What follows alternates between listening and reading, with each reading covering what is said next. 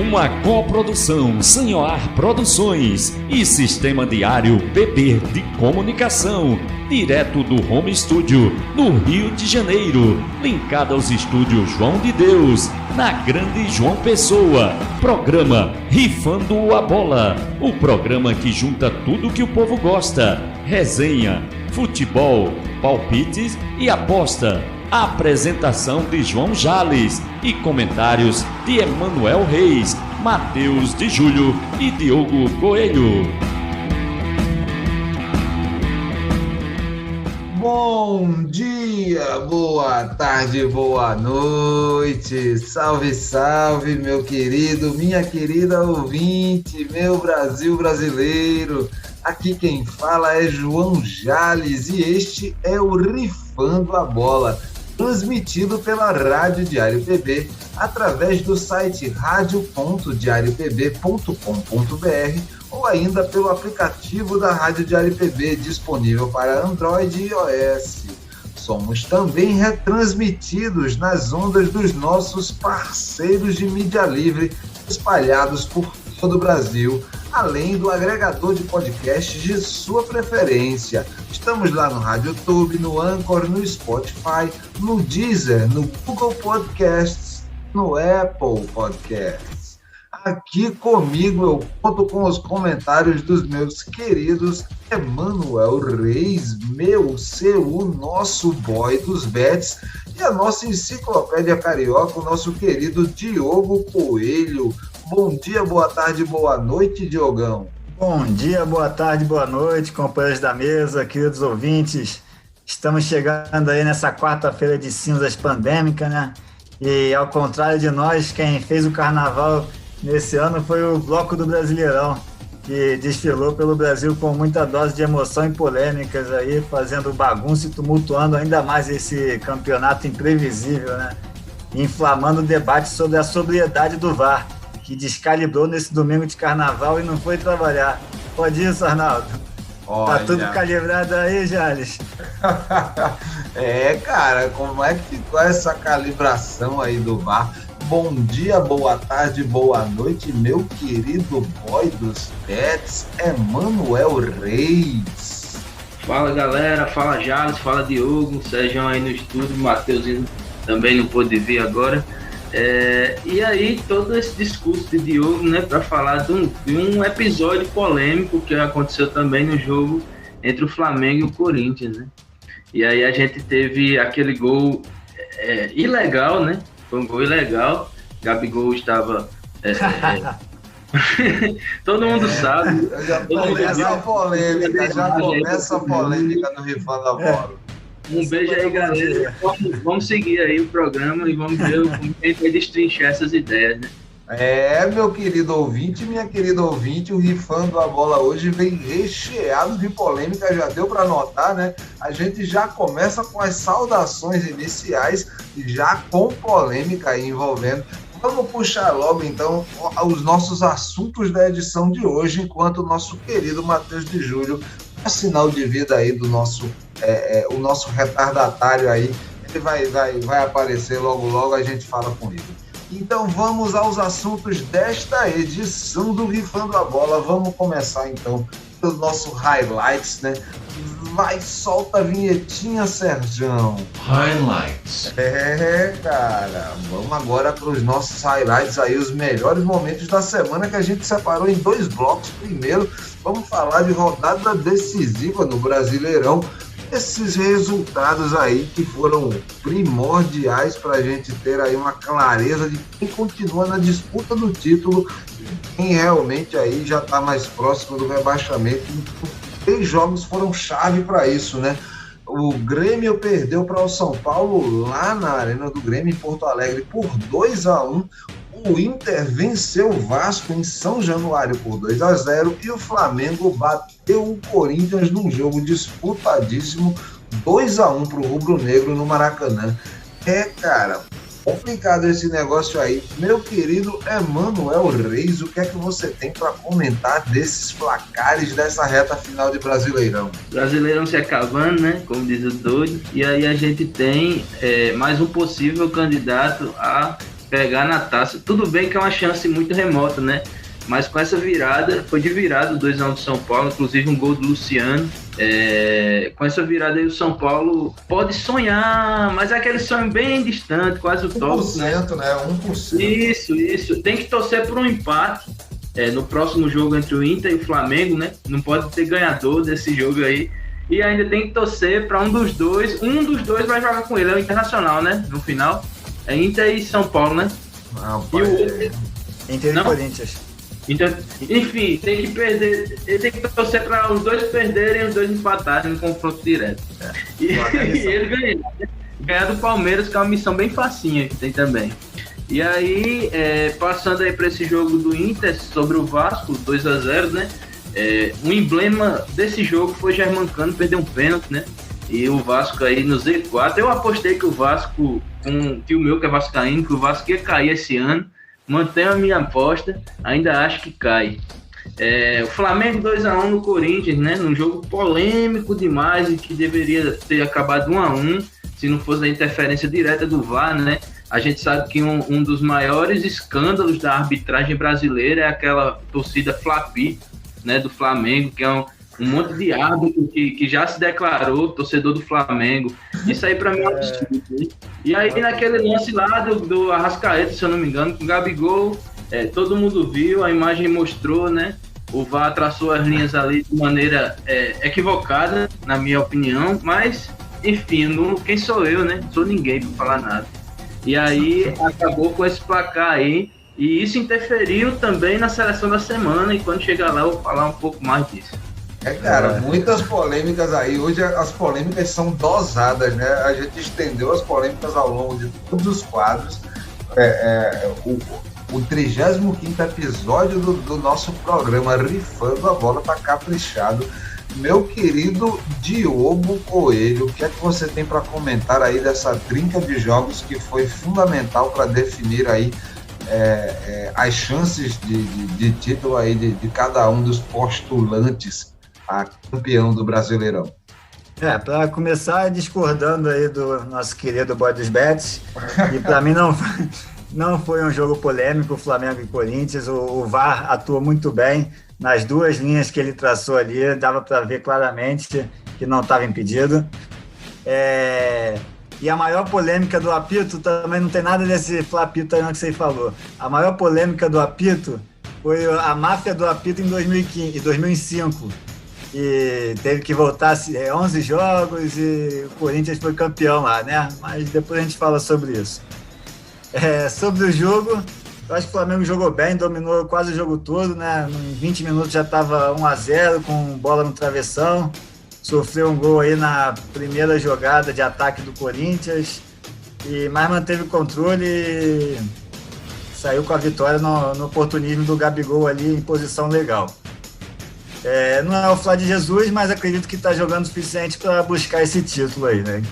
E o Corinthians veio no Maracanã para jogar no erro do Flamengo e no contra-ataque.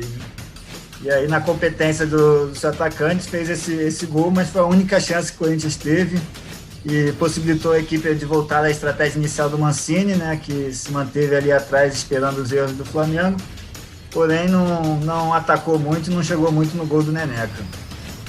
O Vasco e Inter, né, foi, apesar das polêmicas, né, o Inter mereceu a vitória, sofreu o susto aí no segundo tempo, quando o Vasco melhorou um pouco, proporcionou esse momento aí mais emocionante do domingo, né, com o pênalti perdido pelo Cano, que poderia tirar o Vasco do Z4 e colocar o Flamengo na liderança, mas no fim quem comemorou mesmo foi o Inter, né, que fez o segundo gol, manteve a liderança e pode ser campeão aí no próximo domingo, enquanto o Vasco pode confirmar mais um rebaixamento na sua história. Mas para mim esse jogo foi o jogo mais polêmico do campeonato e talvez da curta história do VAR, né? E dessa vez o erro aparentemente aí não foi humano, foi um erro da máquina, né? Então foi comprovado aí, todo mundo viu, essa semana saiu de todos os veículos, né? Que realmente o gol foi legal, né? O gol foi legal? Foi comprovado? Teve que traçar na linha? Mas olha, pelo que a gente viu aí, a linha imaginária ali, o ponto de referência que tinha lá na área, a posição era ilegal, né? Independente disso, se foi legal ou não foi legal, isso aí já não é mais o problema, né? O problema maior é a falha do sistema, da máquina. E aí que causa uma a falta de credibilidade, né? Do equipamento. Mas calma aí que a gente vai falar mais sobre isso. Incomoda tanto, né? O flamenguista, tá incomodando tanto o flamenguista esse resultado do Vasco aí. Mas o que me incomodou desses 3 resultados... Também mereceu. Pra mim, o que incomodou desses 3 resultados não foi nem tanto a derrota do Vasco pro Inter, nem a vitória do Flamengo sobre o Corinthians, porque assim... Os placares a gente pode questionar, mas as vitórias de Flamengo e Inter já eram esperadas. Para mim, o que surpreendeu foi o resultado de Grêmio e São Paulo. O São Paulo, sim, a gente achou que estava morto, deu esse suspiro aí, né? Esse retorno aí, essa virada, esse revés para cima de Renato Gaúcho. E Renato Gaúcho tá naquela situação lá no Grêmio, né? Fim de contrato. Ele ainda não bateu o martelo, provavelmente vai sair, muita gente especulando, inclusive uma possível ida aí de Renato Gaúcho para assumir o Fluminense, para assumir o Atlético Mineiro, de repente, enfim, vai falando do Atlético Mineiro, né? Então, são várias possibilidades aí que se abriram a partir dessa história dessa derrota do Grêmio lá na Arena em Porto Alegre, né, por São Paulo.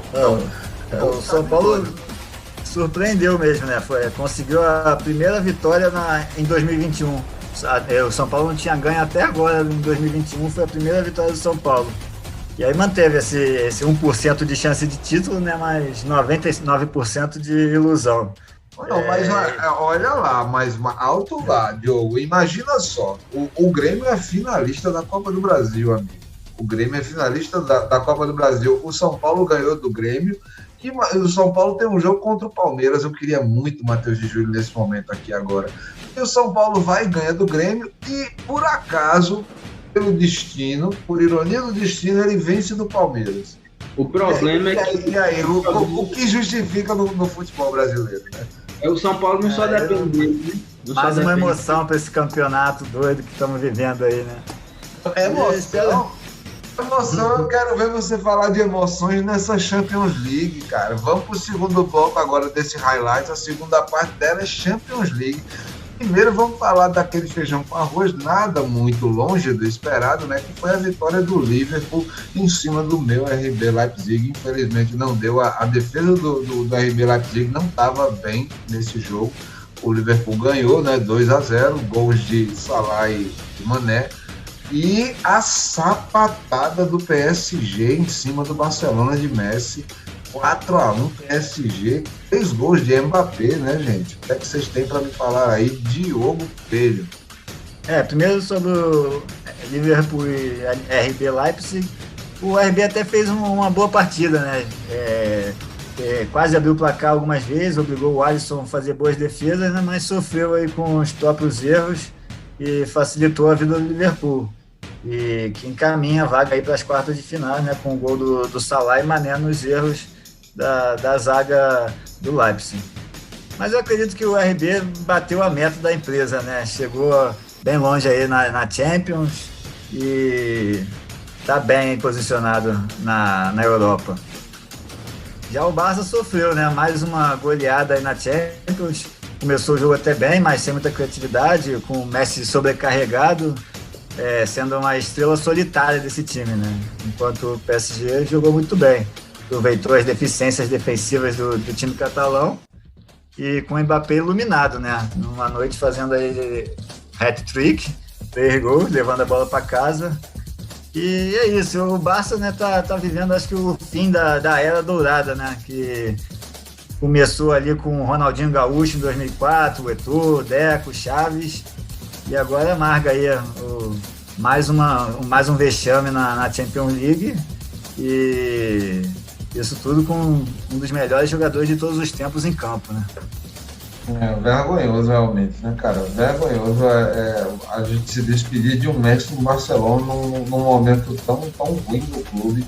É bem complicado isso. Emanuel Reis, o que é que você tem para comentar sobre essa rodada de mata-mata da Champions? No jogo do RB Leipzig contra o Liverpool, foram 2 falhas importantes, né? uma do zagueiro Upamecano, inclusive seleção francesa, se eu não me engano. É o futuro da França, né? Ao lado de Kimpembe. Só que ontem ele fez uma coisa deplorável, né? Junto com o Marcel Sabitzer também, né? Os dois melhores jogadores do RB Leipzig vacilaram, foi 2 gols do Liverpool, né? Parabéns pro Salah. É verdade. E pro Mané. E aí no jogo do Barcelona, você poderia muito bem dizer assim: Piqué e Lenglet vão pro banco, eu vou escalar hoje patati e patatá. Jogaria melhor, tá entendendo? Foi uma dupla de zaga que pra mim decepcionou, vem decepcionando, né? Lenglet principalmente é um zagueiro muito abaixo da média, principalmente para um time grande como o Barcelona. Piqué a gente entende que é a idade, né? Mas o outro não tem muita explicação não. O goleiro, coitado, Ter Stegen, né? Seleção alemã também, inclusive cotado para ser titular lá. Não tem condição dele ser titular, né? Porque o que é que ele está demonstrando? Leva 4 num jogo, leva 8 no outro, leva 3 em outro, 2 em outro. Enfim, todo jogo Ter Stegen tá levando um gol aí. Mas não é nem culpa dele, né? Não é culpa dele, não. Mas aí fica feio na apresentação, nunca entra na seleção. E aí... Alguém tem alguma coisa para falar disso? Porque, sinceramente, para mim ele já devia ter saído dali, já devia ter ido para a MLS, para o futebol dos Estados Unidos, ter deixado já o Barcelona, né, cara? O Piqué? E aí, o PSG conseguiu fazer sem Neymar o que não faria com o Neymar lá, na minha opinião, que foi golear um Barcelona no Camp Nou. Não me recordo muito da última vez que o Barcelona levou 4 gols no Camp Nou, acho que foi há uns 3 anos atrás, né? Teve? Não, mas ano passado teve o Bayern, né? O Bayern meteu 8 Foi no Camp Nou? Foi no Camp Nou, se eu não me engano, vou confirmar. Então, pronto. Fora essa do Bayern aí, eu não lembrava não dele ter levado 4 gols em casa, não. Mas a última vez que ele tomou 3 gols, um hat-trick em casa, foi o Forlan em 2005. Forlan marcou um hat-trick no Barcelona no Camp Nou. Olha, um dado importante. E aí, ontem foi a vez de Mbappé, né? O cara que pra mim é candidato, muito mais candidato que Neymar ao melhor do mundo. Ao próximo melhor do mundo. É um cara que é sem frescura, futebol raiz, como a galera costuma falar, né? Firula 0, técnica 100. E aí vai pra frente, sempre com velocidade, puxa pro lado, bate no gol e quem é que pega, né? Não tem condição não. E aí foi uma ótima abertura da Champions, na minha opinião. Esses 2 jogos aí, pra mim, eu concordo com o Diogo e talvez com você também, você não falou ainda, mas estão bem encaminhadas aí já as vagas, né? Eu acho que quem passa é o Liverpool mesmo e o PSG, não tem outro jeito. Até porque o Liverpool vai jogar em casa, né? Agora, PSG é a mesma coisa. PSG também. A mesma coisa.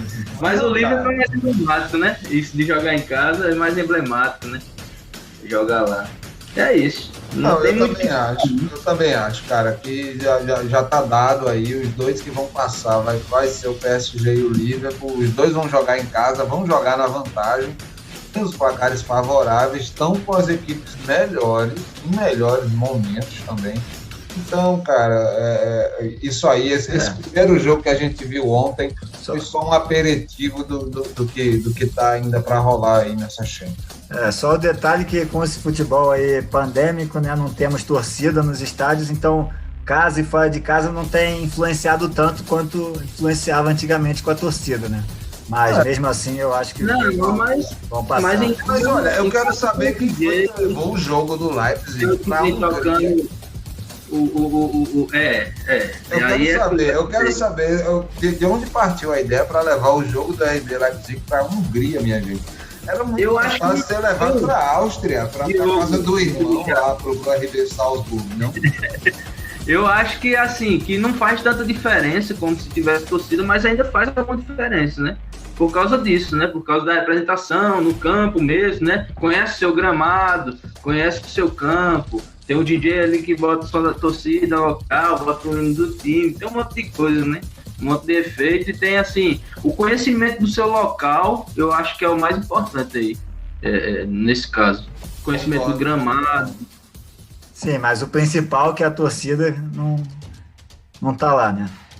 Lamentável, mas é importante que a gente respeite esse momento de pandemia mesmo ainda, né, gente? Vamos para a seleção da semana. Seleção da semana, solta a vinhetinha, Sérgio. Seleção da semana. Este é o nosso Soundman, Sérgio Ricardo, aí sempre mandando as vinhetinhas e os nossos defeitos e efeitos especiais aqui no Rifando a Bola. Vamos chegando agora para a nossa seleção da semana. A gente fez aqui uma seleção bem... por incrível que pareça, essa semana não teve muito embate, não, né, na formação da nossa seleção. Foi até tranquilo, né? A gente sentou e tiveram poucas contestações. No fim das contas, essa é a nossa seleção da semana. A gente fez um 4-3-3, né? E aí vem no gol, a gente tem o Everton, do Palmeiras. A defesa, a gente tem Felipe Luiz, do Flamengo, Thiago Heleno, do Atlético Paranaense, Gustavo Gomes, do Palmeiras e Guilherme Arana, do Atlético Mineiro. No meio-campo, a gente tem De Arrascaeta, do Flamengo, Rodrigo Dourado, do Internacional, Gustavo Scarpa, do Palmeiras. No ataque, a gente tem Léo Natel, do Corinthians, Thiago Galhardo, do Internacional e Marinho, do Santos. O destaque feminino da semana, a gente tem dois, né? Ludmilla, que marcou 2 gols pelo Atlético de Madrid na vitória lá no Campeonato Espanhol, e a Anaísa, do Ceará, que marcou o gol da vitória do primeiro turno do Campeonato Cearense Feminino no Clássico Rei entre Ceará e Fortaleza. O Ceará venceu por 1-0 e a gente fala mais disso no próximo bloco. E aí, amigos, o que é que vocês acham aí? O que é que vocês têm para falar da nossa seleção da semana, dos nossos destaques femininos? Então, temos de volta aí a Arrascaeta, né, no nosso meio de campo, que bom. E dou destaque também pro Marinho, que marcou um golaço nesse final de semana, e pro Galhardo, que está de volta aí à cena, né, na hora certa pro Internacional. Os dois estão de volta também na artilharia do campeonato ao lado do Claudinho. Então, meu destaque vai para esses dois. E acho que também poderia ter o Egídio e o Matheus Martinelli, do Fluminense, que estão fazendo bons jogos aí pelo Tricolor. E o Tricolor Fluminense, né, que vem surpreendendo as expectativas e pode até buscar a vaga direta para a Libertadores. Né? É verdade. Colocaria o do Martinelli, né, cara? É um bom nome. Sim, Martinelli, muito bom, E poderia ter o Gerson aí também nessa seleção, que mesmo quando não faz um jogo tão bom, ele faz a diferença ali no meio de campo. Tá bom. A polícia do clubismo agora soou o apito.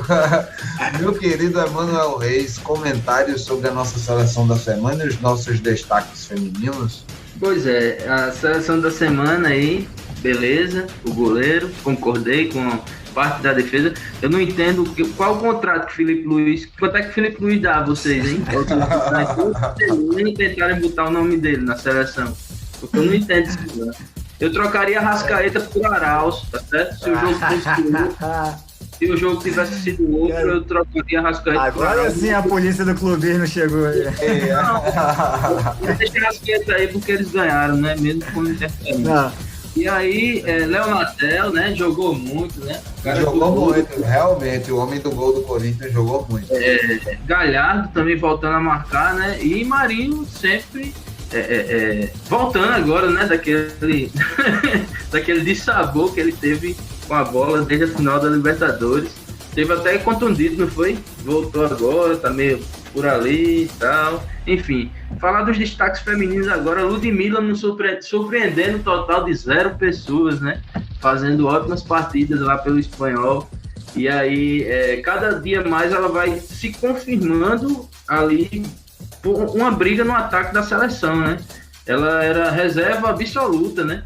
Inclusive se eu não me engano, ela joga de meio atacante, né? Pelas pontas ali. Isso. Não é pelo meio, exatamente. É no lado esquerdo, se eu não me engano também. Mas enfim, já está mostrando que tem condição de disputar essa vaga aí na seleção, né? E a gente tem também a Anaísa Cristina Afonso Silva, né? Que jogava no Flamengo, jogou no Benfica também, jogou no Osasco, inclusive no Benfica ela ganhou uma supertaça feminina lá de Portugal, né? Foi o título de maior expressão da carreira dela. Se destacando agora pelo Ceará, né? Vinda do Flamengo, jogou pouco por aqui, pelo Flamengo, né? Jogou 10 jogos, enfim, mas também não temos um campeonato tão badalado feminino, né? E aí, os destaques da semana. Ela foi campeã pela seleção sub-20 também, né? A seleção brasileira sub-20 foi campeã sul-americana também, né? Ela... No início da carreira. Isso aí eu não sabia. Eu tô vendo aqui algumas outras competições que ela tem também o Pernambucano feminino, né? E a Taça Cidade do Paulista. Isso, cara, a Anaísa já tem uma história também já no futebol feminino. Badalada. No Nordeste, ela tem já todo um histórico de premiações aí, já tem uma sala de troféus em casa, craque Anaísa.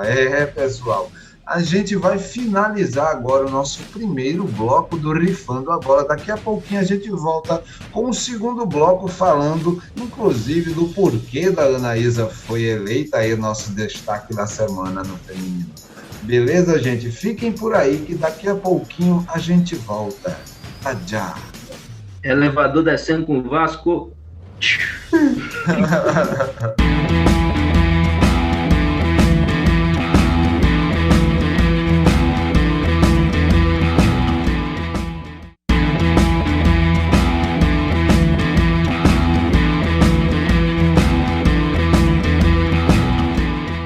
Voltamos para o segundo bloco do programa Rifando a Bola, transmitido pela Rádio Diário PB. Eu sou o João Jales e conto com a presença de Emanuel Reis e Diogo Coelho aqui comigo. Acompanhe a gente nas nossas redes sociais, estamos no Facebook, no Instagram e no Twitter. A arroba é sempre a mesma, galera. @Rifando a Bola. Segue a gente por lá, beleza?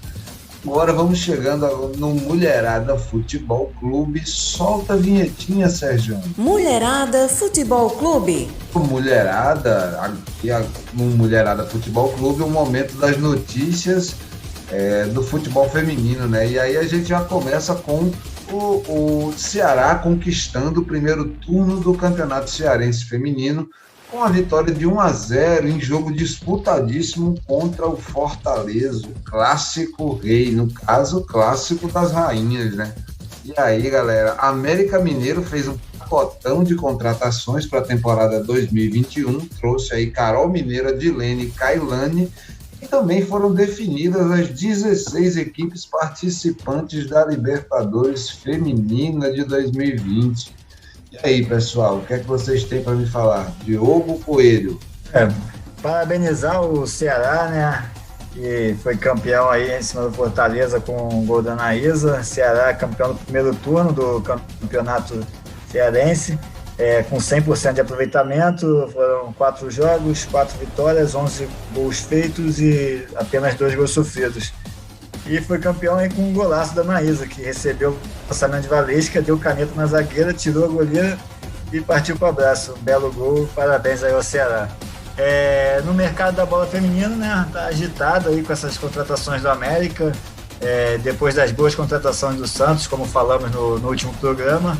Agora é a vez da América Mineira anunciar seus reforços aí com a Dilene, né, 27 anos, voltando aí, participou com o Botafogo, do vice-campeonato do Botafogo na A2, tá voltando aí para o América, e a Carol, de 23 anos, e a jovem promessa Kailane, aí, de 17. A respeito da Libertadores, a Libertadores vai ser sediada na Argentina, né? Tem 16 clubes e terá 17 dias de competição, e para mim mais parece um torneio de verão do que uma Libertadores, né? Uma competição que é tão importante aí para o continente, e está sendo feito de um formato amador também, para cumprir o calendário aí, calendário pandêmico de 2021, né, com pouca estrutura e investimento no torneio. Então acho que a Conmebol ainda tem muito que evoluir aí para que haja mais respeito, qualidade e visibilidade do futebol feminino na América do Sul. Cara, eu concordo em certa parte aí com o que você está falando. Emanuel Reis, o que você tem para comentar aí sobre essa avalanche de notícias aí do futebol feminino? Parabéns ao Ceará, né? Nunca é fácil vencer esse clássico rainha, no caso das meninas. E aí fica aí esse voto de parabéns. Sobre as contratações do América Mineiro, temos a Dilene, né? Kailane e a Carol Mineira, como falou o Diogo, e Carol Mineira aí, destaque, né? Voltando à terra de onde ela saiu, né? Ela é de Catuti, de Minas Gerais, jogou pelo Osasco, Audax, em 2019. Em 2020, ela vinha jogando pelo Juventus, né, da Moca, né? Não é isso o nome do time? Isso. E aí é a Carol Mineira, a Ana Carolina Aparecida de Jesus Ribas. Será que ela é parente do Diogo? E aí, se for, é bom pra América. Né? Falando da Libertadores, assim, numa perspectiva menos política, né? Já que o Diogo abordou esse lado mais político também do evento, mas mais do esquema dos clubes mesmo. A gente tem as 16 equipes aí selecionadas, né? São equipes que são equiparadas no futebol feminino e no masculino, né? É o caso do Boca Juniors e River Plate. Esse Deportivo Trópico da Bolívia eu não conheço, certo? Amanhã de Santiago, né? Santiago Morning e Universidade do Chile, bem conhecidos também, tanto masculino como feminino, são badalados aqui na América do Sul. América de Cali, Independente de Santa Fé da Colômbia, o Nacional do Equador, Universitário do Peru, Peñarol do Uruguai, Atlético da Venezuela e no Brasil, né? Corinthians, Ferroviária e Avaí Kinderman, as 3 potências do futebol feminino que a gente tem aqui. E aí a gente vai ter um destaque para uma participante do Corinthians chamada Andressinha, a mulher dos gols. E eu espero muitos gols de falta dela nessa competição aí. Para fechar, né, eu tô de acordo aí também com o protesto do brother Diogo, o seu também, João Jazz. Eu acho que deveria sim ser uma competição mais levada a sério, né? Até pelo nível de importância que essa competição vem ganhando nas Américas, no continente americano em geral, né? E aí a gente tem sempre aquele penhasco entre o futebol feminino e o futebol masculino, né? Aquele penhasco de visibilidade, mídia, importância financeira, né? Retorno para as jogadoras, enfim, fica sempre aí nosso apelo pela equiparação das coisas, né? Eu concordo em grande medida com isso aí. Eu queria também deixar aí minha saudação para a equipe do Ceará, que conquistou esse primeiro turno do estadual no Clássico Rainha. Parabenizar o América Mineiro aí pelas contratações, esse pacotão que vem aí para fazer esse reforço na temporada do clube, né? E eu tenho mais para opinar sobre essa questão da Libertadores, né? Primeiro eu queria deixar algumas informações sobre essas participantes, né? Que as 16 participantes elas foram definidas de acordo com o calendário de 2019. Então, assim, o Corinthians, ele tá na Libertadores porque ele foi o campeão da edição anterior. O Avaí Kinderman foi o... Tudo bem, e o campeão de 2020? Então, aí o campeão brasileiro é o Corinthians. Calma, eu estou tentando explicar isso. Aí a gente tem o seguinte, na Argentina, o Boca Juniors, ele foi... as meninas foram campeãs argentinas e o River Plate foi a vaga do país sede.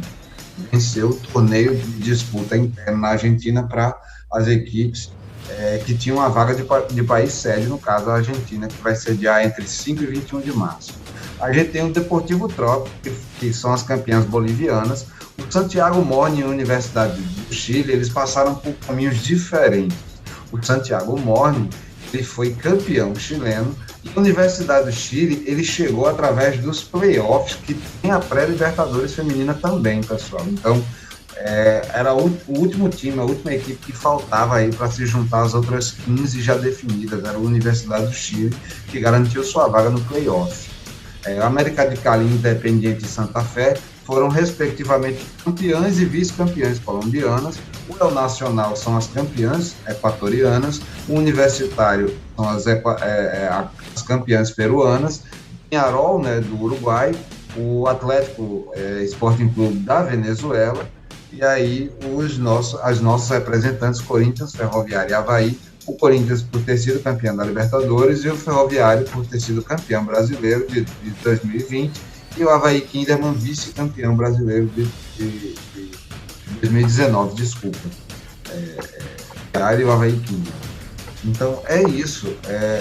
Sobre essa questão do torneio ser deslocado para uma data tão distante, né, 5 a 21 de março de 2021, a gente tem aí esse debate sobre a equiparação do futebol feminino ao futebol masculino, mas em certa medida, assim, que equiparação a gente quer realmente? Porque se for a equiparação do masculino de jogar 3 dias por semana e receber o que recebe hoje no feminino, não vale a pena ser equiparado, não vale a pena acumular 2, 3, 4 competições simultâneas de futebol feminino para você estar recebendo o salário que você recebe hoje. Então, às custas do que essa equiparação sendo proposta no futebol feminino? Porque eu vejo com bons olhos você acordar, como a Conmebol acordou com as federações, passou por cima de uma série de burocracias que ela tinha aí para as inscritas na Libertadores e bancou ainda assim a disputa da edição 2020, ainda que em março de 2021. A Conmebol está planejando a Libertadores Feminina de 2021 para setembro. Ela começa em setembro, tentando se adequar novamente ao calendário e tudo mais. Mas é isso, assim, eles esperaram que as competições nacionais do feminino terminassem para que dessem andamento à competição continental mais importante do futebol feminino na América do Sul. Então, pelo menos é isso, assim, que eu também trago para a gente refletir, sabe, gente? Eu sei que esse minuto de silêncio assim, é meio constrangedor, mas... Não, eu concordo com você, né, que a Conmebol tem melhorado bastante. A Conmebol, a CBF, as federações têm melhorado bastante nesse quesito do futebol feminino. Mas mesmo assim ainda tem muito que evoluir, né? Até mesmo essas Libertadores, vão ser 17 dias de competição. E os times que chegarem à final vão fazer 6 jogos. Ou seja, vão ser menos de 3 jogos de descanso por jogo. Esses times que chegarem até a final. Então, mesmo nesse formato, ainda é muito jogo ali. Então é importante que a gente está vendo a evolução do futebol feminino, porém a gente vai estar sempre criticando, né? Porque vai ser difícil chegar ao nível que a gente gostaria nos próximos anos aí. Eu vou sempre criticar sim, eu não acho que é o bastante não, porque se fosse o bastante não estava assim tão desigual, né, como anda hoje em dia. Eu não vou elogiar nada não, nem vou reconhecer, todo ano melhora não, só quando melhorar de verdade. Aí tá dado o recado, Emanuel Reis, então. Vamos chegando então para aquele nosso quadro querido e maravilhoso, aquele quadro que eu, você, todos nós amamos de coração aqui no Rifando a Bola. O meu, o seu, o nosso Fofoca de Gandula. Solta a vinhetinha, Sérgio. Fofoca de Gandula. E no Fofoca de Gandula a gente traz aqui fofoca, polêmica, babado e confusão. Pessoal, trouxemos hoje as notícias de fora do campo que, na verdade, aconteceram dentro do campo, né? E vamos esperar que a nossa resenha. A manchete é a seguinte: VAR ou não VAR? Eis a questão. O equipamento falha na reta final do Brasileirão e reacende debates e polêmicas. Pessoal, no último domingo o Vasco viveu mais um capítulo de sofrimento e angústia em sua história no futebol brasileiro. Precisando vencer, o time apanhou de 2-0 do líder internacional, mas num jogo cheio de polêmica após um lance que pode mudar a história do Brasileirão. Sob forte pressão, o Vasco iniciou a partida precisando vencer, mas o Inter não deu folga, obrigando o Fernando Miguel a trabalhar. Aos 13 minutos do primeiro tempo, lance fundamental no jogo, mexeu com o psicológico dos vascaínos e evidenciou problemas sérios na forma como o VAR é utilizado no Brasil. Após cobrança de falta, Rodrigo Dourado cabeceou no fundo da meta e, na análise do lance, o programa que exibe as linhas de impedimento não funcionou. O que prevaleceu assim foi decisão do árbitro de campo paulista Flávio Rodrigues de Oliveira. Segundo a empresa de tecnologia que produz o VAR, O inconveniente técnico foi causado pelo baixo ângulo das câmeras junto à movimentação da sombra no campo. A empresa se desculpou com a CBF e com os torcedores do clube oficialmente. O Vasco não quer saber de desculpas, no entanto, e pensa no pedido de anulação do jogo.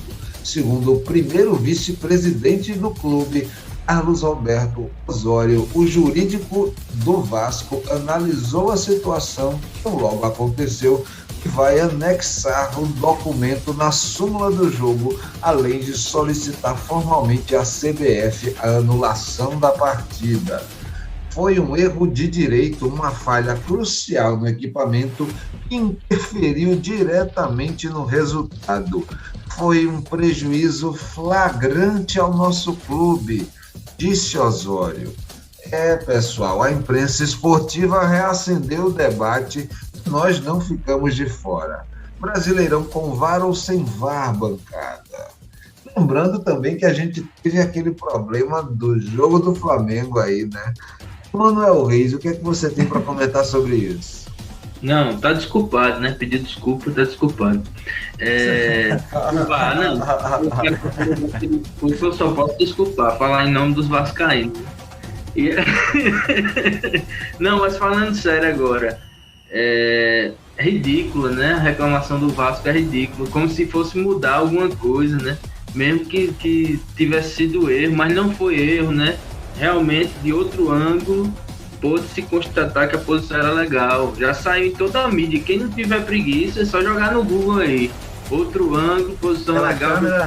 Pela câmera do Internacional, né? O Internacional que filmou esse ângulo aí, né? O VAR, olha, o VAR, ele não funcionou, paciência, pô, é um sistema, né? Algumas vezes o sistema falha, né, velho? E aí, a gente teve aí esse pequeno erro. Na minha opinião, não mudou muita coisa, não. Vocês acham que mudaria? Sério mesmo? Vocês estão com convicção que mudaria o placar do jogo? Eu acho que mudaria. Eu acho que mudaria. Eu acho que mudaria. Eu conheço eu acho que cara criança o Vasco na tem condições. Mudaria mesmo do Cano, né? Tudo bem, exatamente. Germancano não conseguiu fazer o gol, crise no Vasco. Eu acho que o problema do Vasco hoje é Luxemburgo, deixou Cano e outro lá, figurão, no banco na partida retrasada. Eu vi Luxemburgo. E aí, e aí temos isso evidenciado. Na partida do Flamengo, já que você tocou no assunto, e eu não posso me furtar de dar uma opinião sobre, todo formal, né? Inclusive, vi sim erro da arbitragem de vídeo, vi sim, né? Se eu disser que eu não vi, eu tô mentindo. E aí, Gabigol tava ilegal no lance, né? Pra mim, gol irregular, 1-1, o Flamengo não tinha mais chance de título. O Internacional já ia pular pra frente e ia depender só dele mesmo.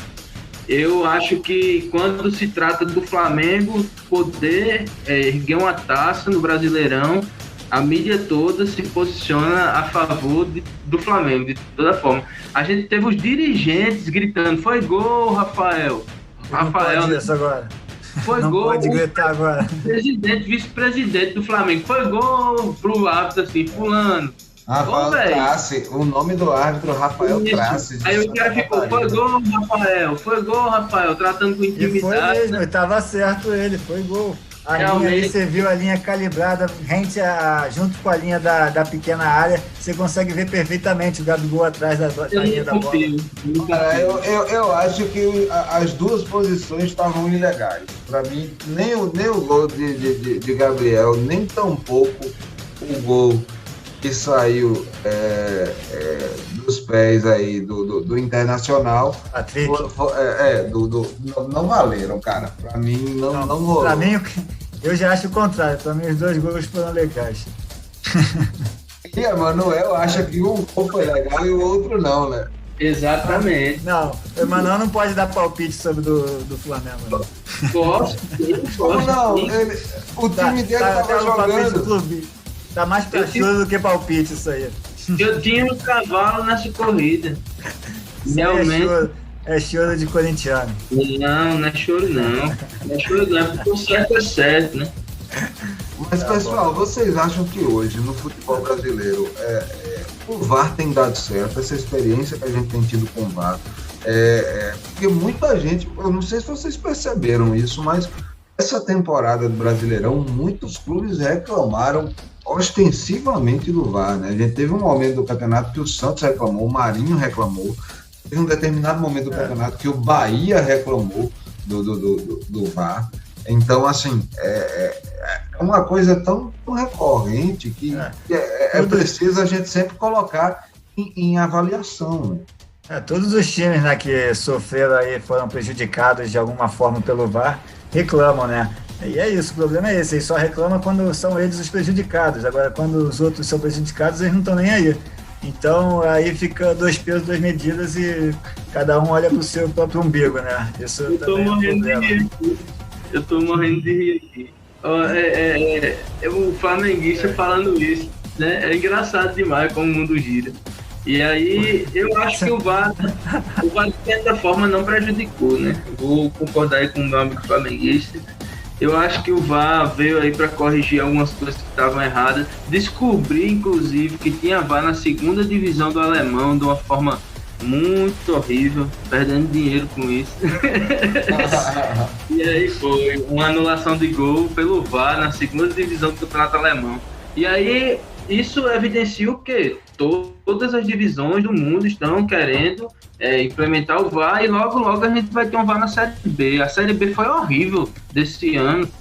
Quem viu os erros grotescos dos árbitros, né? Alguns pênaltis assim que eles deixavam de marcar caríssimos, meu amigo. E isso mudou muito o resultado de jogo, mudou muita coisa aí. Talvez o campeão, não é demérito não, mas talvez o campeão pudesse ser outro, entendeu? Inclusive teve um lance polêmico com o gol do América, né, no final, que foi invalidado também. E o CSA poderia ter subido, né? Também. Amigo, tem muito erro de arbitragem aí que resolve o jogo, né? É ruim isso. Mas eu acredito que a gente tá vivendo um momento de adaptação, né? De transição aí do futebol raiz pro futebol tecnológico, né? Então ainda tem muito que evoluir nesse quesito aí do VAR. Porém, né, há tempos o maior problema, acho, do futebol brasileiro é o amadorismo da arbitragem, né? Então, tipo, tem muitos árbitros amadores aí no futebol que erram muito, independente com VAR ou sem VAR.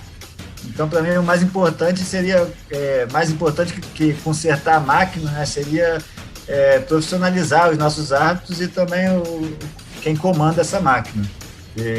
Hoje nós temos aí juízes mal preparados, né, o VAR em fase de teste, o árbitro de vídeo em fase de teste, essas regras aí interpretativas que mudam quase todo ano, né, e para completar ainda tem a falta de transparência do VAR, desse meio tecnológico que estamos vivendo agora. Então, fica, no meio dessa confusão toda, né, tem tudo para dar errado. Isso aí.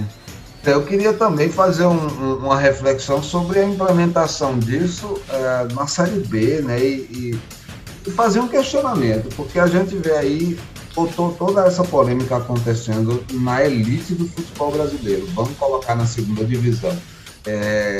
O VAR vai começar a ser usado na Série B. Aí eu pergunto a vocês, a Série C e a Série D, a 3ª e a 4ª divisão, você, Diogo, que me fala de profissionalizar os árbitros de futebol no Brasil, faz essa crítica ao amadorismo, imagina o que é um árbitro de 3ª, de 4ª divisão. Vocês são torcedores você é torcedor do Flamengo e Emanuel é torcedor do Corinthians. Mas quem vive uma realidade de 4ª divisão, como eu, torcedor do Campinense Clube, imagino o quão amador, o nível da arbitragem que apita os jogos que o meu time joga. Então, em cima disso, assim, a gente entende o quanto é fundamental nessa hora. O VAR, sabe? Então, teria uma grande diferença, cara, na Série C e na Série D, sabe? como você disse na semana passada, né? Deus não pisa na Série C, não foi isso?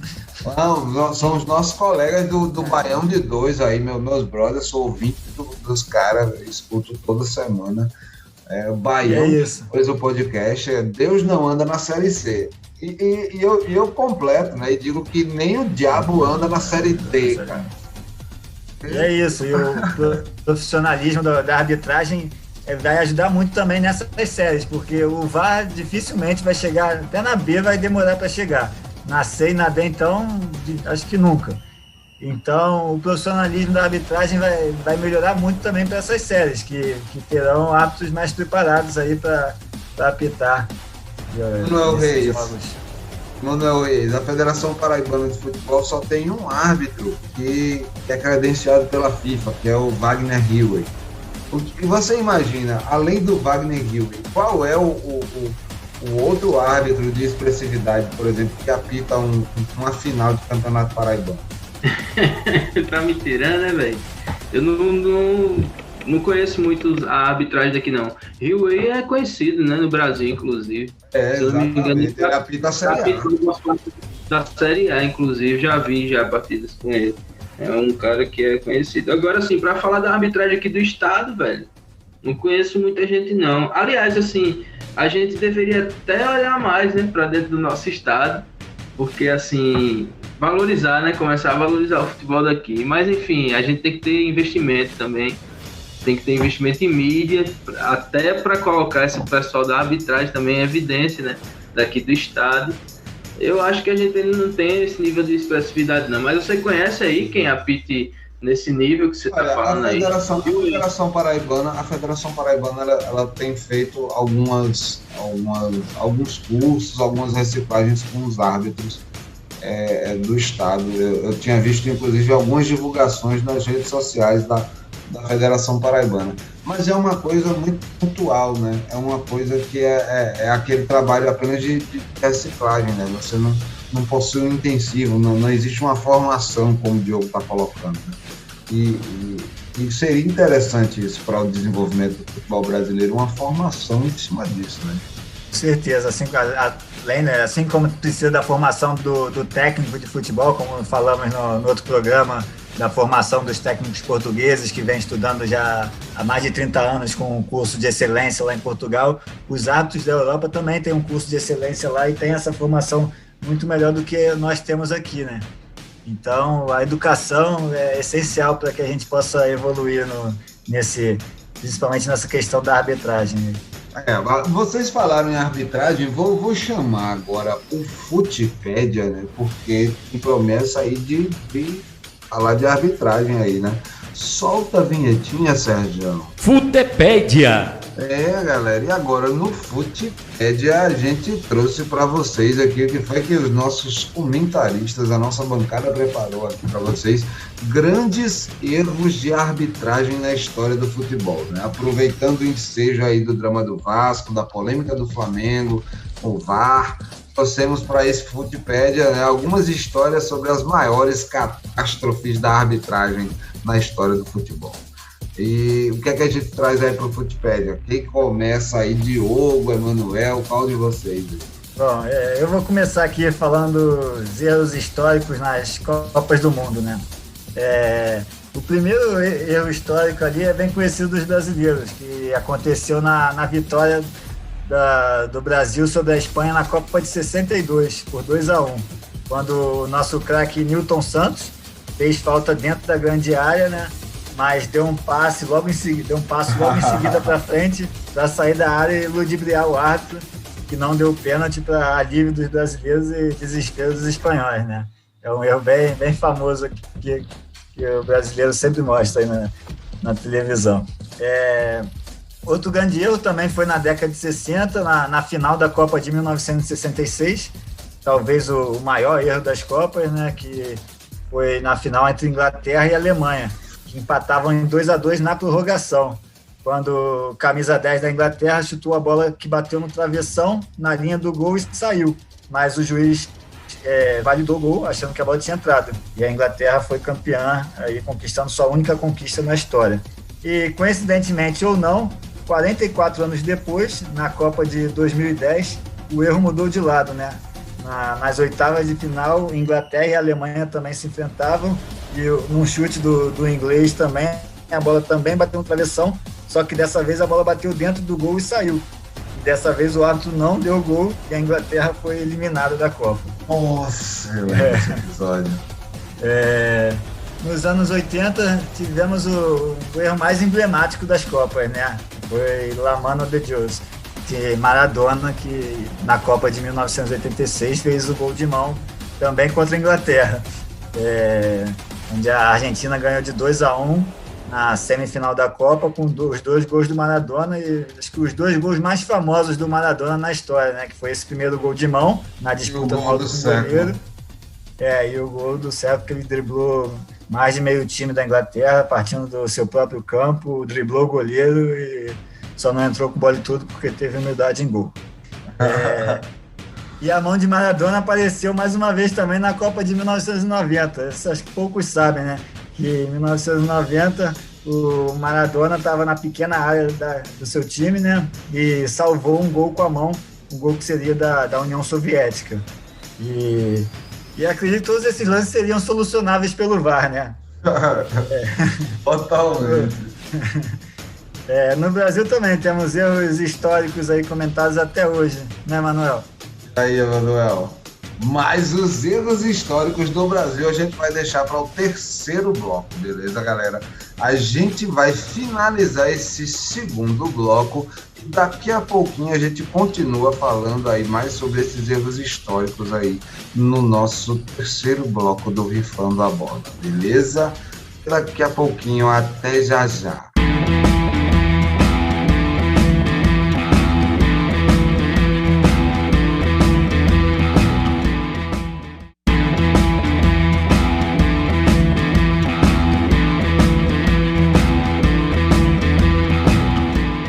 Agora voltamos para o terceiro e último bloco do programa Rifando a Bola, transmitido pela Rádio Diário PB.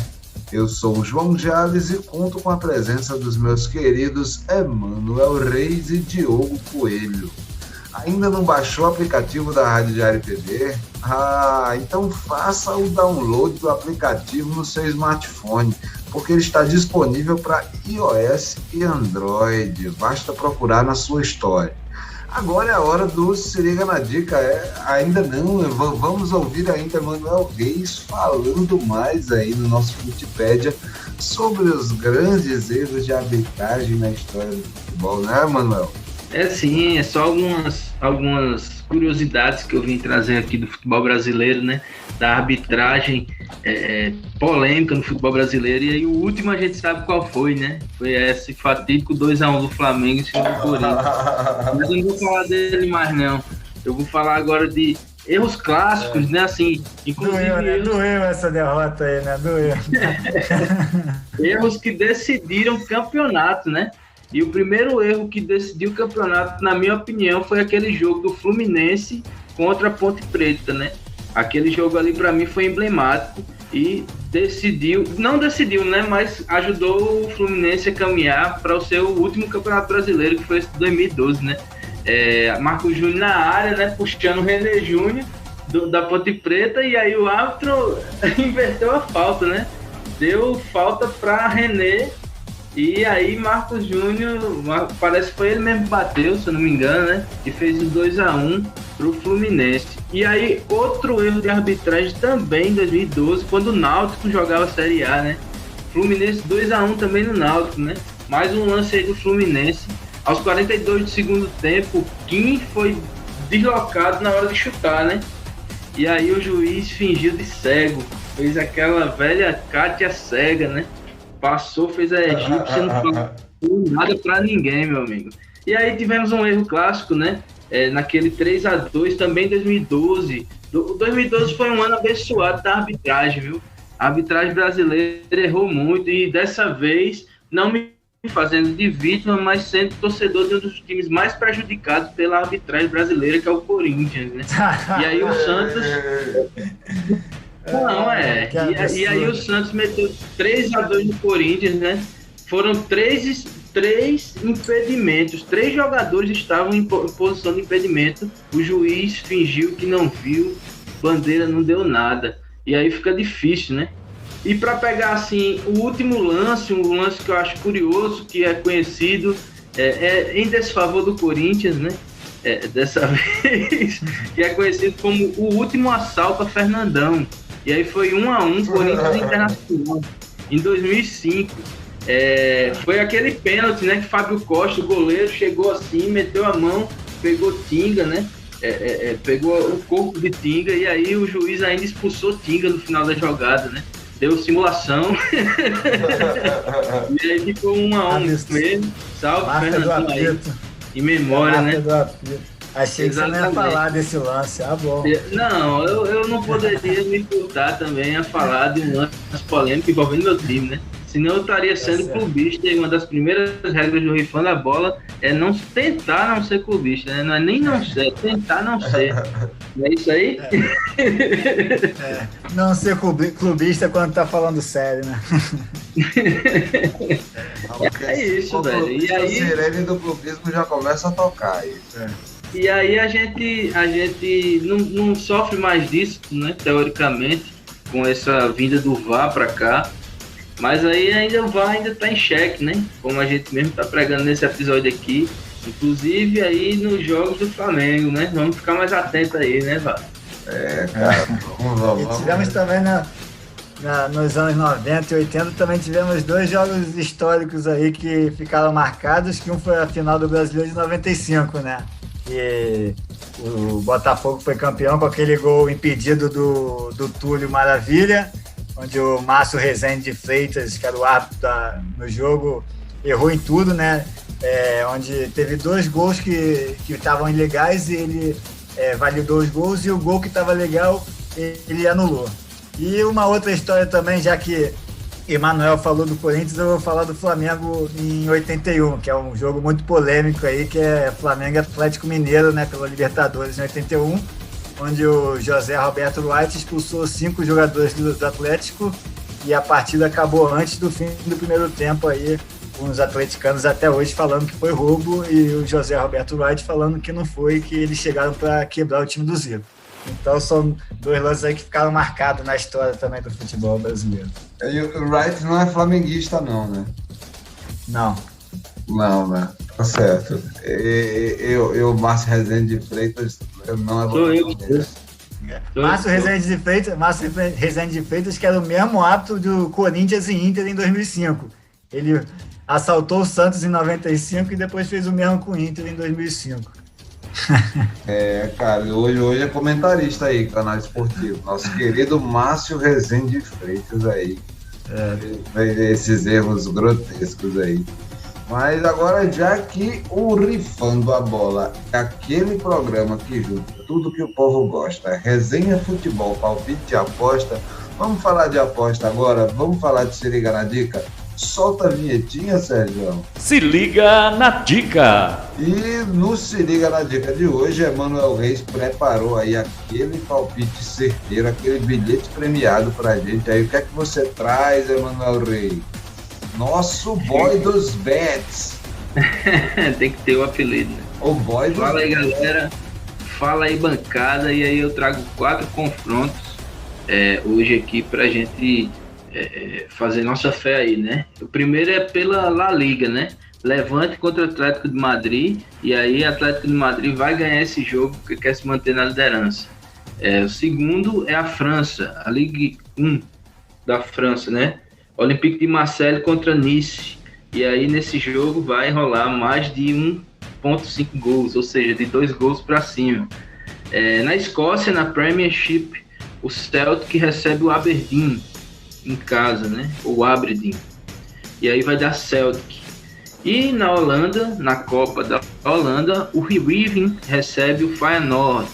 E aí vai ser mais de 1,5 gols no jogo. E aí, repetindo, Atlético de Madrid, mais de 1,5 gols no jogo do Olympique de Marseille e no jogo do Heerenveen e Celtic. É isso. É isso aí, tá dado então o nosso Jales, palpite com o Jales. Emanuel Reis. E aí eu vou lançar a tabela completa. Já vai estar lá no nosso Facebook, né, e no nosso Instagram, com todos os palpites, 10 palpites aí selecionados, tá certo? A partir de quarta até domingo, eu sempre tô lançando aí todos os dias aí 10 palpites, sempre com 80%, 70% de acerto, não é isso? É isso aí, bem lembrado, sempre acima de 70%. Nosso boy dos bets está aí publicando os palpites, os Se Liga na Dica, lá nas nossas redes sociais. Então segue a gente por lá, @rifando a bola no Instagram, facebook.com/rifando a bola no Facebook. Galera, vamos agora chegando para o nosso palpites e pitacos e palpites, trazendo aqui a nossa lista de palpites para a mesa. Solta a vinhetinha, Sérgio. Palpites e pitacos. Galera, no nosso pitacos e palpites a gente traz aqui os jogos que bombam nas bancas de apostas e nos sorteios das loterias esportivas, né? Aliás, é sempre bom lembrar, né, que a gente está aí publicando as dicas dos boys dos bets, os resultados da Time Mania e também os resultados da Loteca pelo Stories do nosso Instagram. Então segue a gente lá, né, Rifando a Bola, @Rifando a Bola, segue a gente por lá. Vamos aos jogos então da nossa lista aqui, para os palpites da semana. Vamos começando então de Champions League, né? Falamos muito de Champions, vamos continuar de Champions também. Sevilha versus Borussia Dortmund. Aí, os copeiros do Sevilha ou Haalandinho vai levar essa? Emanuel Reis. Meu amigo, aí é duelo de titãs, né? Não, mas assim, falar sério, o jogo tá pro Sevilha, né? O Borussia Dortmund não vem convencendo mais como vinha. Tem Renier aí que é um totem ao desencanto de qualquer iniciante no banco, morrendo no banco, né? Ele tá bem triste, né? Renier aí no banco do Borussia Dortmund. E assim, o Sevilha vem de um time montado, né? Um time que tem Diego Carlos, que eu sempre critico, mas é um grande zagueiro, né? Enfim, De Jong, né? Temos aí umas figurinhas. Rakitic, né? Rakitic, né? Como armador principal, inclusive, né? Saído do Barcelona. Enfim, eu acho que o Sevilha vai ganhar essa. Eu não vou chutar o placar não, mas digo que o Sevilha ganha.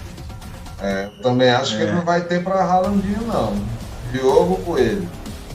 Eu concordo também com o Emanuel. O Sevilha vem aí com 9 vitórias seguida já, né? E acho que consegue mais uma vitória e acho que será 2-0 Sevilha. Então é consenso da mesa então que o Sevilha leva essa em cima do Dortmund. Então vamos que vamos, próximo jogo também Champions League, agora vamos chamar Porto versus Juventus. Lusitanos versus a velha senhora de Turim. E aí, Emanuel Reis, você acha que vai dar o quê? Velha senhora, 3-1, gol de Morata e gol de CR7. Vai sair gol dos dois aí, nesses três. Boa, eu chuto um placar um pouco mais elástico aí, 4-1 para Juventus, com direito a 2 gols de CR7. Diogo Coelho. Eu serei mais contido aqui, 1-0 Juventus, gol do CR7. Boa, mas pelo menos vocês chamam outro consenso. Champions League a gente acredita que vai dar Sevilha e vai dar Juventus, né? Já tá dado isso aí.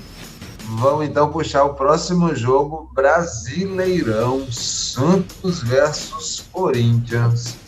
E aí, vai dar peixe ou vai dar timão, Diogo Coelho? É peixe. Um jogo aí de 6 pontos, né?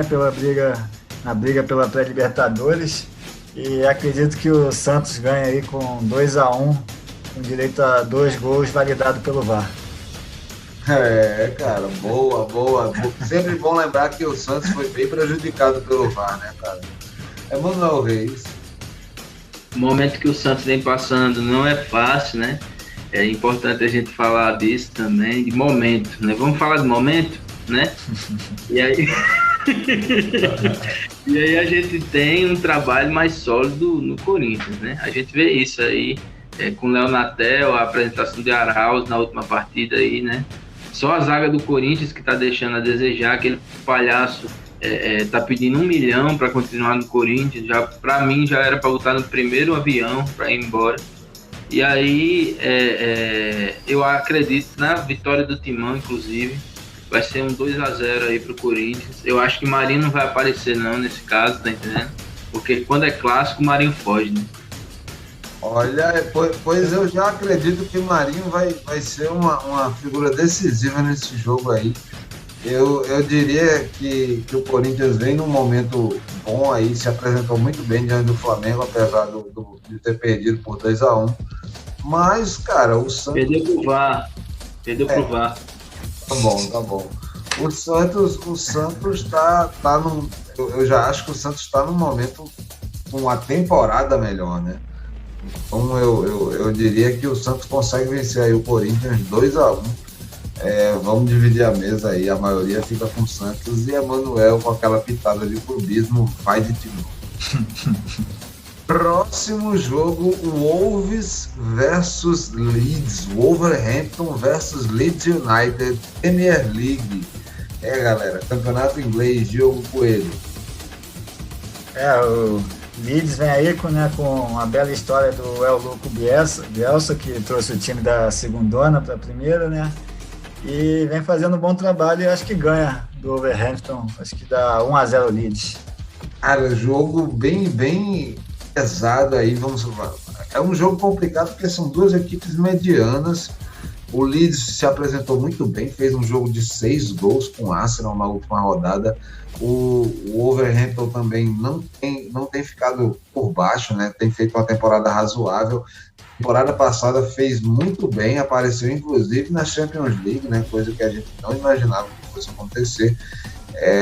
Então, assim, eu vou na segurança do empate diante desse confronto aí entre o Wolves e Leeds. Emanuel Reis. Parece até que estava adivinhando meu pensamento. O Leeds e o Wolverhampton, eles estão de médio para baixo, né? A realidade é essa agora. O Leeds começou bem o campeonato, né? Começou até com susto aí, ganhando de alguns gols de uma equipe grande, não me recordo agora, mas enfim. Vem amagando algumas derrotas e alguns empates, né? O Wolverhampton só derrotas, né? Dá um desgosto de ver o Wolverhampton jogar agora. Parece que quando aquele menino português foi embora, isso, aí acabou o time desmontou-se e também Jimenez, né? Sofreu a concussão, não tá jogando, enfim, né? Acabou-se o time. Eu vou na segurança do empate também, eu acho que esse jogo aí vai ser 1-1, 2-2, alguma coisa do tipo. Cara, então vamos deixar isso aí, essa mesa dividida de novo aí na Premier League. Próximo jogo, vamos voltar para o Brasileirão, vamos trazer outro clássico do estado de São Paulo, Tricolor versus Verdão, São Paulo versus Palmeiras, Emanuel Reis. Esse jogo aí interessa muito ao São Paulo, né? O Palmeiras não tem muito o que ganhar nesse jogo aí, não. E se eu não me engano, esse jogo aí é um jogo antes da final da... É um jogo antes, né? Da final da Copa do Brasil, da primeira... Não. Não? Copa do Brasil só depois que terminar o Brasileiro que vai ter a final da Copa do Brasil. Isso conta pro meu palpite, inclusive. Muito obrigado. E aí, então, eu vou ficar com a vitória do São Paulo, sim, mas uma vitória muito magra. Eu acho que vai ser um 2-1 aí. Assim, o São Paulo vai escapar fedendo desse jogo. E talvez seja uma vitória de torcedor. Tô torcendo pro São Paulo ganhar. Não quero que o Flamengo nem o Internacional ganhe esse título, não. Queria que o trabalho de início fosse reconhecido. Eu também acho, viu? Eu também acho que merecia um reconhecimento do trabalho de Diniz. Os bons momentos que Diniz teve no São Paulo deviam ter sido reconhecidos. E por conta disso também eu colo com você nesse placar, 2-1 São Paulo em cima do Palmeiras. Diogo Coelho. Não concordo com vocês. Acho que apesar de não valer muita coisa para o Palmeiras, é um clássico, né? Clássico Palmeiras e São Paulo sempre vale alguma coisa. E eu acredito que o São Paulo sai da briga do título nesse jogo aí e empata com o Palmeiras em 1-1. Complicado. É difícil a situação do tricolor, 1% para sonhar ser campeão. Cara, difícil. Vamos puxar o próximo jogo agora. Clássico nordestino, duelo contra rebaixamento. 2 tricolores em campo. O Esquadrão Tricolor e o Tricolor do PC, o Leão do PC. Fortaleza versus Bahia. Emanuel Reis. Duelo difícil, né? Se você falasse desse jogo aí há 5 anos atrás, 6 anos atrás, talvez eu levasse a sério, mesmo Fortaleza na Série C. Eu levasse mais a sério esse clássico aí, sabe? O Bahia é um time forte, né, na Série A, e o Fortaleza na C ainda, e eu levando a sério. Mas hoje em dia eu não levo não, velho. É um clássico que ficou feio, né? Pra gente. É o clássico pra lembrar das derrotas do Nordeste. E aí, eu acho que vai ser empate, né? Vai ser um empate bem sem graça, 0-0. Bota aí. Eu também acho que vai ser empate, viu? Mas eu não diria que vai ser sem gols, não. Eu diria que vai rolar gol pros 2 lados e pelo menos 1-1. Diogo Coelho. É o meu palpite também. Acho que vai dar 1-1 também, né? Uma final pro Bahia. E o Fortaleza está um pouco mais tranquilo, mas também ainda está ali com risco de rebaixamento e acredito que vai dar 1-1 também. Não, eu torço para que Fortaleza e Bahia fiquem. Se tem algum nordestino que tinha que cair, era o Sport Recife por causa de Thiago Neves. Por causa de 87. E agora foi prudente. Agora vamos deixar esse clubismo de lado, que o palpite que encerra este episódio é a tão falada penúltima rodada no próximo domingo. 7º jogo da nossa lista, Flamengo versus Internacional pelo Brasileirão. Emanuel Reis. Obrigado, Gil, por me chamar primeiro do que o flamenguista. Para opinar de uma maneira assim mais psicologicamente ativa, né? No jogo, não no time. O famoso 3-3. Esse aí vai ser o famoso 3-3. Vai ser um clássico não, né? Vai ser um jogo decisivo que vai dar o 3-3, meu amigo. O último gol ali vai ser de Vitinho, inclusive. Eu acho que vai ser um 3-3, alguma coisa do tipo assim. Olha, eu não vou te mentir não, cara. Eu também tô imaginando que vai ser um jogo de muitos gols assim, 2-2, 3-3, e vai ser empate. Eu colo com você, Manuel. Diogo. Eu discordo. Acho que o Inter vai ficar fechado ali, né, esperando o Flamengo, que é o normal do Flamengo ter mais a posse de bola e o Inter ter menos posse de bola, né? E o Flamengo vai ter a 4ª chance de assumir a liderança. O Inter está sem a sua zaga titular. Não sei se vai pagar 1 milhão aí para ter o Rodinei no jogo, né? Vai pagar 1 milhão. Vai. A diretoria do Inter anunciou em comunicado oficial nesta terça-feira isso, e que está disposta a pagar o 1 milhão. Então, se o Abelão escalar o Rodinei, o Inter paga 1 milhão sem choro nem vela. Já disse que pagava, desembolsa mesmo. Eu acho que mesmo com ele não vai valer muito a pena esse investimento não, né? Que para mim o Flamengo vai ganhar por 2-0 aí, pelo menos. E detalhe da arbitragem, que só para concluir, vai ser o Rafael Claus de árbitro e a Neuza Bach vai ser assistente desse jogo aí. Boa, cara, boa. Muito boa, muito boa. Aí tá certo. Agora eu senti firmeza na arbitragem, com a Neuza Bach lá. Então é isso, né? A gente tá pensando aí que vai ser um empate, né? O nosso Diogo Coelho aí com aquela pitada leve de clubismo ali, sonhando com uma vitória sem ser vazado, sem o Flamengo sofrer gol, né? Então, a gente... 2-0 rumo ao título. E é isso aí, vamos que vamos. Se você quiser depois dar aquela opinada, a gente vai conversando pelas redes sociais, vamos publicar muita coisa no Stories ao longo da semana também. Qualquer coisa, chama a gente por lá no Instagram, @rifandoabola, e também no Facebook, facebook.com/rifandoabola. Chegamos ao fim de mais um episódio, né, do nosso Rifando a Bola. Se quiser mandar recado, interagir com a gente também, além do Rifando a Bola, também tem o Facebook do Diário PB, né? facebook.com/portal Diário PB.